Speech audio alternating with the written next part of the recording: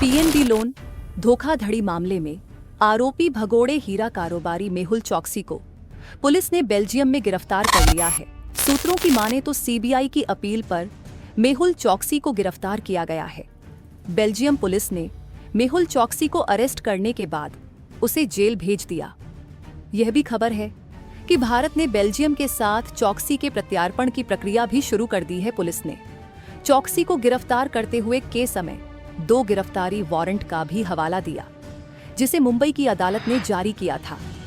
यह एक बहुत बड़ा, हम कह सकते हैं, एक डेवलपमेंट है पीएनबी लोन धोखाधड़ी मामले में। ये एक बड़ा ब्रेक थ्रू है दोनों ही एजेंसीज के लिए। सेंट्रल ब्यूरो ऑफ इन्वेस्टिगेशन और इन्फोर्समेंट डायरेक्टरेट दोनों के लिए एक बड़ा मामला रहा है। पीएनबी फ्रॉड जो हुआ था, ये फ्रॉड एक अपने आप में एक अलग फ्रॉड था।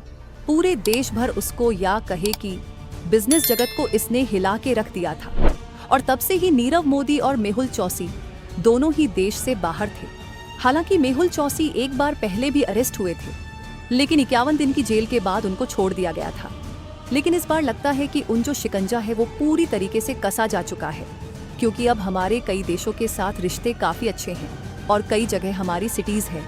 तो उसको देखते हुए यहाँ पर मेहुल चोकसी को लेकर आ पाना थोड़ा आसान होगा। हालांकि एक लंबी प्रक्रिया होती है और जो एक्यूज होता है उसके पास भी कई सारे लीगल ऑप्शन होते हैं। वो उस लीगल ऑप्शंस को पूरी तरीके से यूज करता है और उसके बाद यदि वहाँ की कोर्ट मानती है तभी एक्स्ट्राडिशन हो पाता है। क्योंकि यहाँ पर एक जो फेवरेबल पार्ट हो सकता है वो है कि उन्होंने कैंसर के इलाज के लिए वो बेल्जियम गए थे, तो वो उसको एक बेस बना सकते हैं। लेकिन जो सरकार, या ये कहें कि जो एजेंसियों का काम था, वो उस काम या मुस्तैदी की वजह से आज मेहुल चोकसी को बेल्जियम में अरेस्ट किया गया है।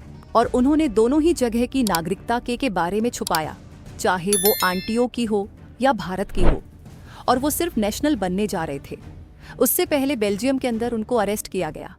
पहले तो बेल्जियम में गिरफ्तारी हुई है, उसके बाद एक एक्स्ट्रेडिशन, या जिसको प्रत्यार्पण हम कह रहे हैं, वो किया जाएगा। एक्स्ट्रेडिशन एक लंबा प्रोसेस होता है, क्योंकि मेहुल चोकसी के मामले में इंडिया के अंदर जो भी जितनी भी कोर्ट्स है, सबने उनके खिलाफ आर्डर पास किया हुआ है। और जो केस था वो एक तरीके से ब्लैक एंड व्हाइट केस था कि उन्होंने पीएनबी और आईसीआईसीआई दोनों बैंक्स के साथ फ्रॉड किया है और फ्रॉड के तरीके भी चार्जशीट के अंदर शामिल है। तो यहाँ पे इंडियन गवर्नमेंट का जो केस है वह काफ़ी स्ट्रैंग केस है, लेकिन फिर भी जो एक्शन की जो प्रोसेस होती है, कई महीने इसमें लग जाते हैं, क्योंकि 2 देशों के बीच की कोर्ट यहाँ पे डिस्कस करती है, 2 देशों के बीच की सरकारें यहाँ पे डिस्कस करती है, और उसके बाद असाइलम एक प्रोसेस होती है, वो प्रोसेस में भी समय लगता है। तो जल्दी एक्स्ट्रेडिशन हो पाए ये मुश्किल है। लेकिन जो एक्स्ट्रेडिशन से पहले का जो स्टेप होता है कि जो एक्यूज है वो वहाँ पे गिरफ्तार हो, वो हो चुका है। अब जो मामला है वो कोर्ट में जाएगा और कोर्ट डिसाइड करेगा कि कितना जल्दी एक्स्ट्रेडिशन चोकसी को इंडिया किया जा सकता है। धन्यवाद और जुड़े रहे बड़ी खबर AI के साथ।